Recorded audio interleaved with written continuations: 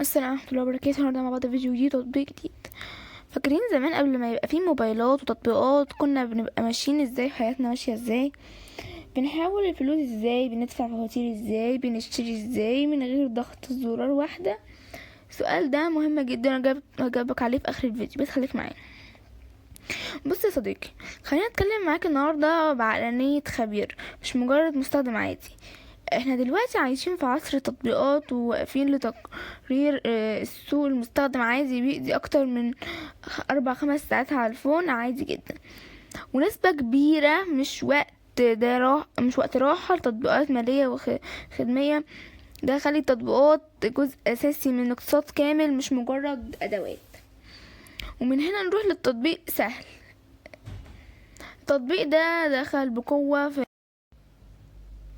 مجلة المدفوعات الإلكترونية، وهدف الأساسي إنه يسهل عليك دفع الفواتير وشحن الرصيد وإجراء المعاملات المالية بشكل سريع من غير ما تتحرك من مكانك. تقعد يعني مكانك كده متتحركش.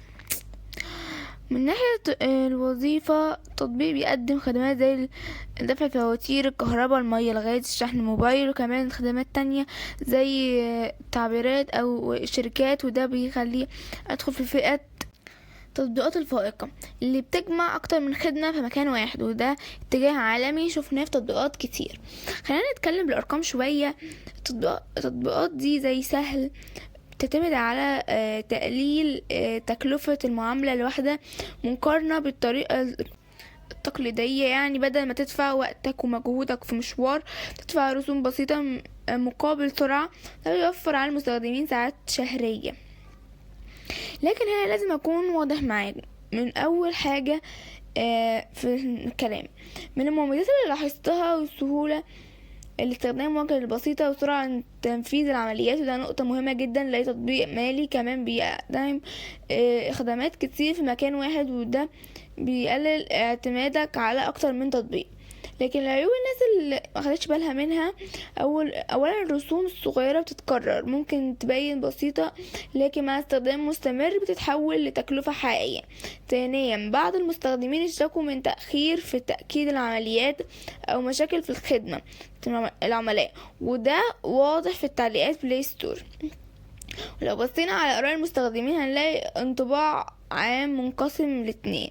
في ناس بتشكر في السهولة والسرعة، وناس تانية بتشتكي من اعطال أو ان الفلوس تتسحب ويتأخر تأكيد الخدمة. ومن اكتر التعليقات اللي اخدت تفاعل كان بيقول بمعنى تطبيق كويس لحد ما تحصل مشكلة، ساعتها مش بتلاقي حد يرد عليك بسرعة، وده بيعكس المشكلة الحقيقية في بعض التطبيقات المحلية.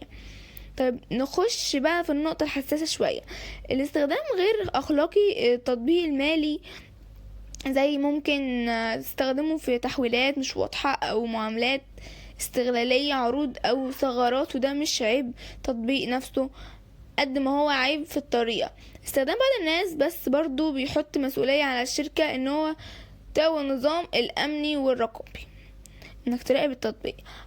طيب التطبيق مجاني ازاي؟ طب المطور بيكسب منين؟